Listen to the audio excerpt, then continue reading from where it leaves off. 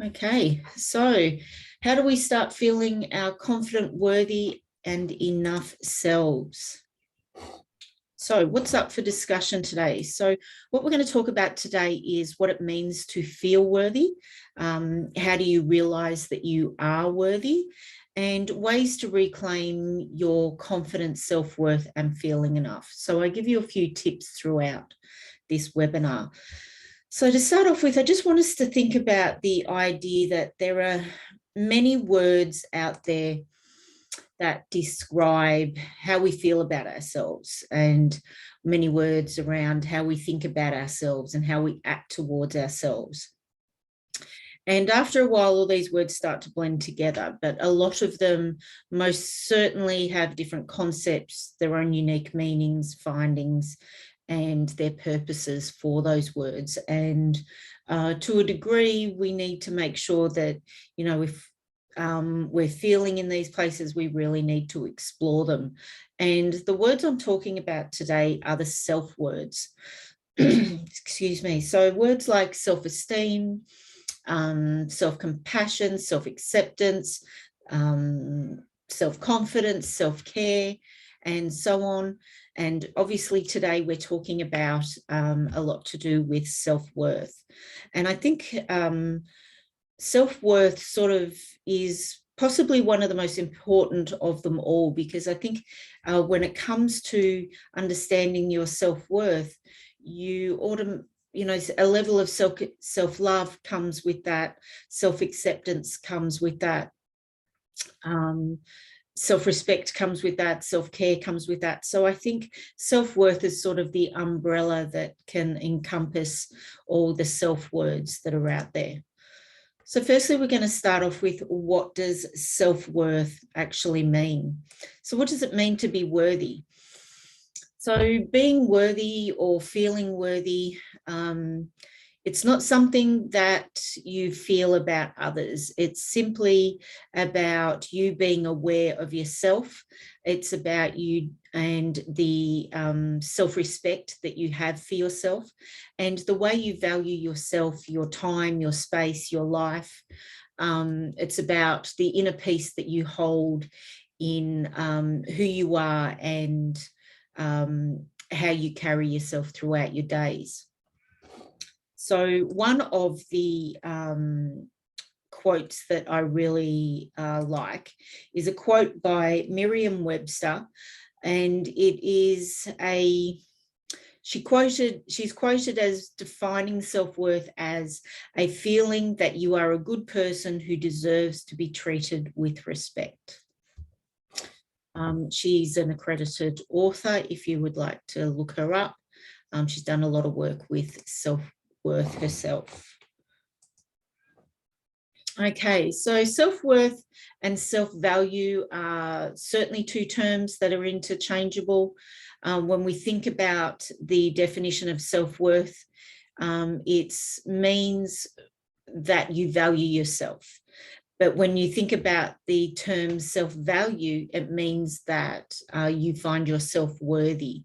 So you find that these two have very minimal differences between them. So often they're used interchangeably and used to describe the same concept. So again, having self-worth is about what it means to value yourself, and having a sense of self-value means that you feel worthy about yourself. And this is a quote that I've really resonated with, and I tend to use a lot. It sort of floats around in and out of the stuff that I do. It's a quote by James Allen, and he is also an accredited author and speaker. He does a lot of work with, I suppose, mental health and, you know, the whole worthiness world and self-acceptance. The outer conditions of a person's life will always be found to reflect their inner beliefs. I'll read that again. The outer conditions of a person's life will always be found to reflect their inner beliefs. So that's a good one to think about. It has a lot of meaning. So how do you realize that you are worthy? So self-worth is determined from a clinical point of view. Self-worth is determined mostly by self-evaluated abilities and the performance in one or more of those activities that we deem valuable. So that's a more of a clinical way of putting it. So if we go on to what self-worth actually looks like. So it is the understanding, having self-worth is the understanding that what you do, what you have, what you look like is not who you are. Okay, it's about the opinion that you have on yourself as you value yourself as a person. That's who you are. That opinion of yourself. Okay, so there are things that you can do to help boost your self-worth, that opinion of yourself, to ensure that you do value yourself and you understand that you are a full, complete, wonderful human being that deserves all the love and respect, no matter what is going on with you, no matter what is going on with your life. Okay, so firstly, to help build that level of self-worth and understanding that it's, you know, things like what you do and what you have and what you look like is not about who you are. It's about this opinion that you hold upon yourself. So firstly, take a look at, if we go take it back and look at all, which I just did in regards to the list of all the things that are not deemed determine your self-worth. Things like your bank account status or your job title, how attractive you may or may not think you are, how much you have on your social media following, how many likes you get on a post. These things do not determine how valuable or worthy you are as a human being. So it's very easy to get caught up in this world of popularity, of status, of, you know, chasing money, of believing that the grass is greener on the other side. And especially when these things are highly valued by the people around us and society in general, when we find ourselves, you know, thinking that potentially the grass is greener, I think it's a good idea to take that step back and think about what truly matters. Think about things like how to determine someone's worthiness is, think about their kindness, think about the compassion, think about the respect that they have for others, think about the empathy that they show, think about how they treat other people around them. Okay, it's not about status, it's not about popularity. And so it's really about, you know, stepping back and realizing how kind you are and how compassionate you are, how you respect other people and their feelings, and just how you treat other people in general around you. Secondly, we can work on things like identifying that inner critic, that inner voice that it's like Woody Woodpecker pecking at us. It's those limiting beliefs that rear their ugly heads. You know, we have this inner critic that loves to nitpick us and point at our flaws. We are all human, and sometimes we do allow this inner critic in and to take over a little bit. But if we allow that to happen too often, we need to understand that she will start to believe that she is right.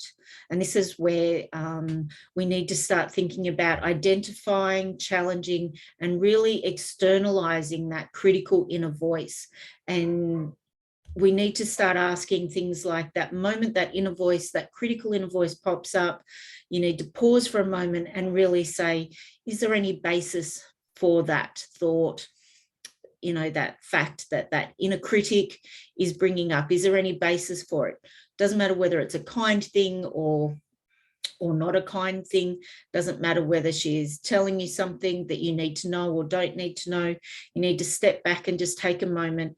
And is there truth in what your inner critic is saying, especially when it comes to limiting beliefs, especially when it comes to, you know, that moment of Woody Woodpecker telling you that you are not enough and that you're not worthy for, you know, whatever reasons are coming up in your life. You know, we all have our own challenges, and it's really important that you need to challenge your inner critic. And sometimes it's really a matter of, when she's whispering in your ear, remind yourself that no matter what you do or what you don't do, you are always worthy and that you are always valuable. Okay, it's really important to keep your, I suppose you call them inner critic demons, away. Those limiting beliefs can be debilitating and put you in quite a bad place. So another quote I have here is by Buddha. You yourself, as much as anybody in the entire universe, deserves your love and affection. So this is really about learning that level of self-acceptance and understanding that you do deserve love, but foremostly you need to learn to love yourself.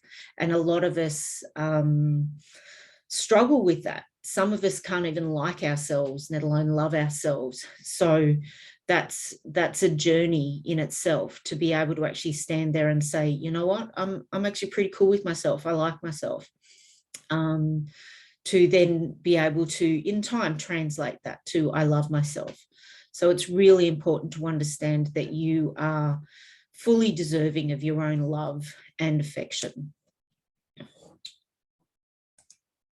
So next we've got here is 5 ways to reclaim your confidence, self-worth, and feeling enough.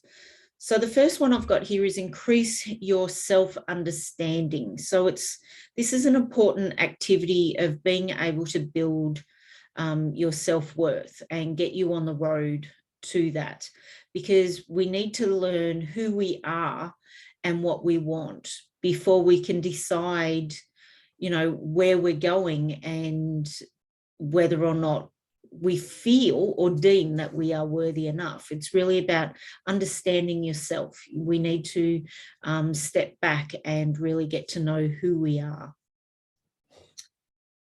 The second one I've spoken to a little bit is boost your self-acceptance. Once you have a better idea of who you are and what you want, the next step is really to enhance your level of self-acceptance. A few weeks ago, I did a webinar on self-acceptance. You can jump on my YouTube channel and you can find it there. I might actually see if I can find the link myself and pop it in the comments after this. So yeah, that was a good webinar a few weeks ago on how we embrace ourselves and our level of self-acceptance. So the next one here is enhance your self-love. So now you've worked out who you are, what you want, and you're starting to accept yourself for who you are.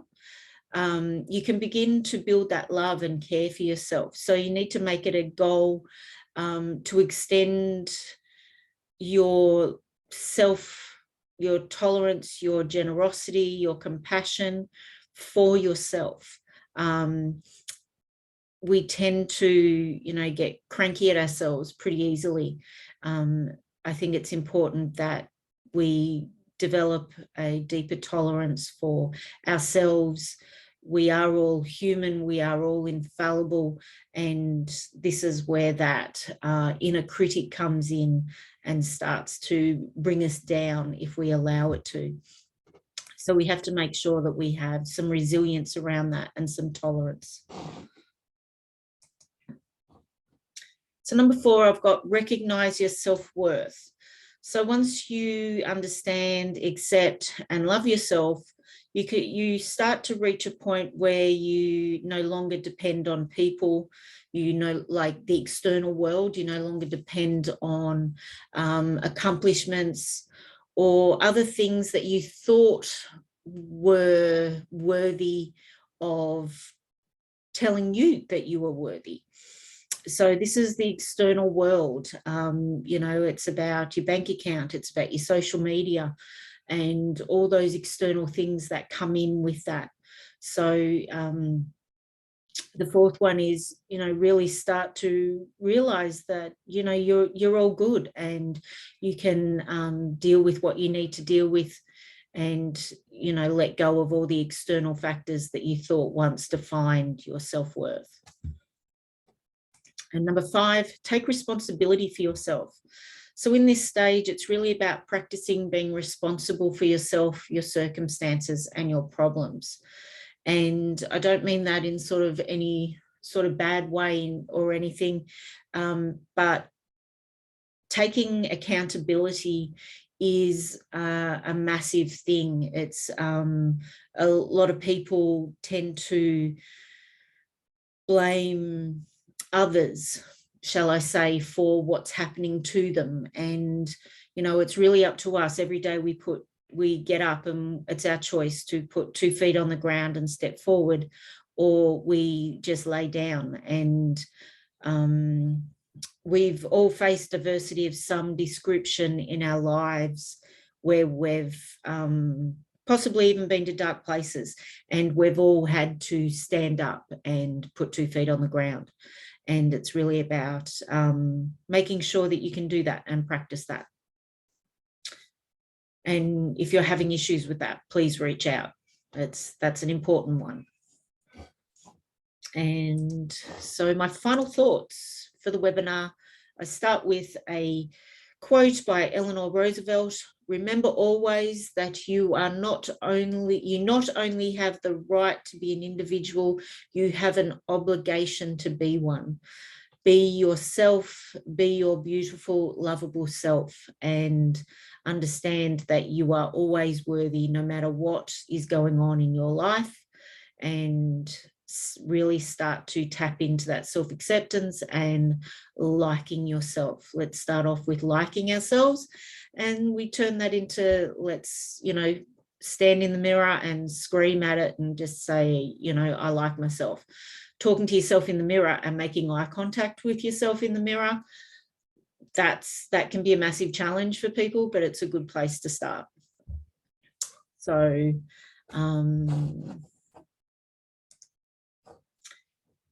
moving on with the final thoughts, it's especially important for us to understand that we're able to identify and build and maintain a normal, healthy sense of self-worth. It's really important. Learning about your own self-worth can teach you to be a happier person and to be more fulfilled in your authentic, lovable self. You can, just a tip here, you can think about any struggles that need improvements, any mistakes that you've potentially made, any bad habits that you may have, and really commit to forgiving yourself and accepting yourself without judgment. We're pretty good at judging ourselves. And again, that's the inner critic coming in. And if we're not judging ourselves, we're making excuses for ourselves and potentially blaming external situations for what's going on in our lives. We've also got here to boost self-love, start paying attention to the tone you use with yourself. So this is about your self-talk. Commit to being more positive and uplifting when talking to yourself. You know, we all get cranky with ourselves. So this is really about, again, going back to making sure that you're lifting yourself up and not bringing yourself down. Know that you hold the power in your own life. Know that you hold the power in your own life and revel in your well-earned sense of self-worth, and make sure you maintain it. So I think that's pretty important. Know that you hold the power in your own life and revel in your well-earned sense of self-worth, and make sure you maintain it, because that's the biggest thing, it's maintaining it. So that's the end of today's webinar. I have just a few promos going on. I have a 5 days of vulnerability challenge. That's a self-paced challenge. So you can just sign up for that, you know, sort of whenever you choose. On a every day for 5 days, you receive an email with a video, some pages to a workbook to work yourself through. Because it is self-paced, sometimes I talk a lot about in it leaning into certain feelings and certain emotions, and it can take a bit of time sometimes. So whilst it says 5 days vulnerability challenge, ultimately you can clearly take more than that because it is self-paced, and you can do the process as many times as you require. So once you've got all the emails and videos and the booklet complete, yeah, you can do it as many times as you like throughout the time to make sure that you can get through what you need to get through. The next one I've got is a workshop, 6th of August, Saturday the 6th of August. It's on the Zoom, so anyone can join in. It's from 10 till 2 p.m. Basically, it's a strength in vulnerability workshop. It's basically about understanding that, I suppose, our daily lives are filled with uncertainty. They're filled with some sort of risk, some sort of emotional risk. And this strength in vulnerability workshop is about helping you develop an understanding around how vulnerability affects us on a daily basis, and really just understanding it, because I think that's the biggest issue that people face when it comes to vulnerability. For many years, vulnerability was seen as a weakness, and it is far from a weakness. Vulnerability equals courage, and I think it's once you have that level of understanding, you can then start to bring out your best vulnerable selves. Okay, so yeah, I am, just to let you all know, going on holidays for a few weeks. So whilst I'll run a few lives, there won't be a webinar for a couple of weeks. The next webinar I'm actually going to run is after the workshop, which will be the 12th of August. But you will hear from me before then. Yeah, I go away for a couple of weeks to the Whitsundays. So looking forward to that. Leaving next Thursday. So yeah, and then I come back, we're going to do the workshop, and then the week after that, we'll start rolling on with the webinars again. So I might put a poll up in the group while I'm away. If you're not in the group, come along and join Organisational Secrets for Empowered Women. I'm going to put a poll up in that group for topics that people may want me to discuss in webinars and just sort of touch on while I'm away. So that'll be good. Give me a list to come back to. And yeah, thank you all for joining me on Facebook. Give you all a wave. Thanks, guys. Thanks for joining me. Hope you enjoyed it. And you can catch me on LinkedIn, Facebook, YouTube, and TikTok and Instagram. I will pop a link in the comments for the workshop and the challenge that I've got running. And there's also a link there for a coaching call if you just want a quick chat about anything. And I will also find the link for that self-acceptance webinar and pop that in also. Okay, guys, have a fabulous Friday. Thank you all who joined me live. Thank you for those who registered. Again, you can still pop in and register. I'll leave that up for a little while, and you can receive a copy of the PowerPoint in your presentation, in your email box, sorry. So yeah, I will see you all in the Whitsundays. Woohoo, looking forward to it. Okay, ciao.